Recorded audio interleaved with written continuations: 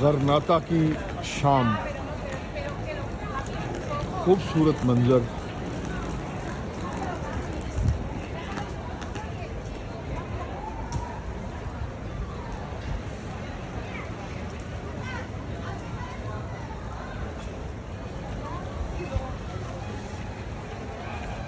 ہر لمحہ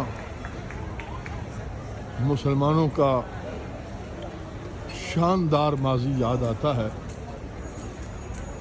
ان کے عروج اور ان کے زوال کی داستانیں یہاں جگہ جگہ بکھری ہوئی ہیں۔ کیا شاندار عروج تھا اور کیا خوفناک ان کا زوال۔